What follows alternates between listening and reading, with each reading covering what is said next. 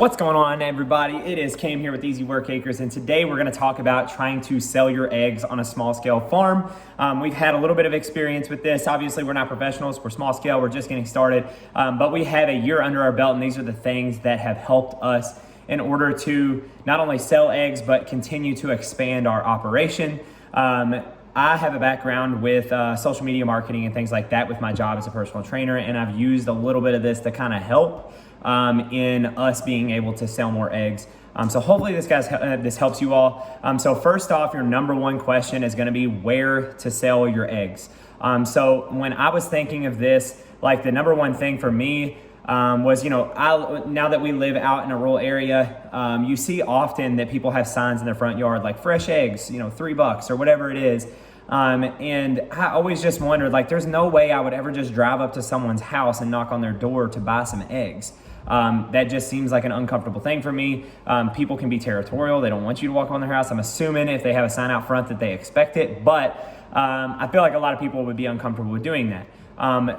So I figured, think of it the same way that you would if you're going out to buy something. You typically buy something when you're already out and about, where you're already going somewhere to get something and you go ahead and pick up this while you're there kind of deal. So my thought was, I have a gym full of people that are trying to be healthy and I'm already there working anyways. Why not bring my eggs there to sell? And you can do the same thing. And it has worked really well for us. So one place could be your workplace. That is just one of many. Think of also, like if you go to church on a regular basis, you can have some friends or family or people that you know at church and you go there every week. That's a place that you go there every week, so you can bring your eggs there every week. Just bring the cooler with you and then people can grab their eggs while they're already coming to church. People are already coming to my gym to work out, so they're already going to be there and it's not out of their way to come buy the eggs. And you can get creative with this, like your kids' sports team practice. Like say they go to practice every Tuesday night, they have practice. You can bring your eggs in a cooler to their practice and you have people like other parents that you see regularly and they might want to buy eggs. So get creative with it. Think of different ways or different places that you go to where you see these very common people every single time you go there, and bring your eggs. And it's as easy as throw them in a cooler and they make the exchange. And now things are pretty easy. They can either, buy through cash, buy through Venmo. Now there is like some tax things with Venmo nowadays, like that's like a new thing here recently. But however your paid method may be. Past that is, once you do that, create relationships with those people that you see regularly. Prioritize the people that buy your eggs the most frequently and the most consistently. Because you really want to keep those people happy. If they're people that always buy eggs all the time and always will, make sure that you prioritize them first and don't sell all your eggs out from under them before they have their opportunity to get theirs if you know that they're going to be there and they're going to buy them. People get pretty upset when they're expecting that they're going to get their eggs that week and then they don't get them, because that means they now have to buy store-bought ones that they don't enjoy as much.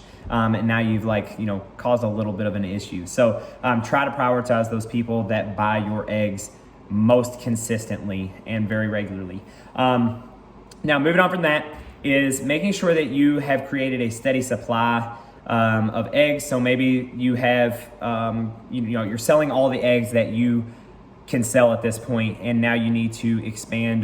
Make sure that you are keeping up with it, making sure that you're being very consistent with your egg sales, and that if you're going to be selling eggs weekly, that you make sure that you show up with the eggs when you're expected to be there to sell them weekly.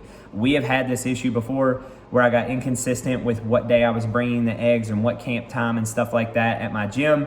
And people get upset when they expect to get their eggs and then they're not there, or you didn't bring them, or whatever it may be. Now they do have an understanding sometimes it does happen, but just don't make it a regular thing to be inconsistent on bringing eggs on a weekly basis. Because this is a food, this is something people consume daily, so when they run out, they want more, and when you don't have them, that means that you might have lost a future sale down the road if that happens enough times. So moving on from being consistent, creating those relationships, finding a place, you have all this, something that will put you a step above other people in your area that sell local eggs is presentation. This is something that I don't feel like we experienced by not having a good presentation and then starting to have a good presentation. This is something that I just kind of learned with doing the social media marketing side and stuff like that for our gym and trying to get people to come to our gym in the first place, is having a good presentation in order to get people to come in the first place. Is the same thing goes for your eggs. Even if you're selling on a local level or to individuals rather than like wholesale or something, is that having clean eggs and clean cartons really makes a difference. I've actually had several people that already were buying local eggs from like a neighbor or something, but then they saw mine and went with mine and consistently go with mine now because our eggs are clean and our cartons are clean, and their neighbor gives them ones that, you know, have a bunch of stuff on them, and they give them in just like these random dirty looking cartons that they, you know, have saved up from the grocery store or whatever. It is a little bit of an investment to obviously buy your own bare cartons for sale. It doesn't mean people can't give you cartons back down the road, at least on a small scale. Now, when you get into bigger scale, you can't reuse cartons and stuff. On a small scale, you still can. But as long as they're still in good shape and they look clean and they look good, you can always recycle cartons.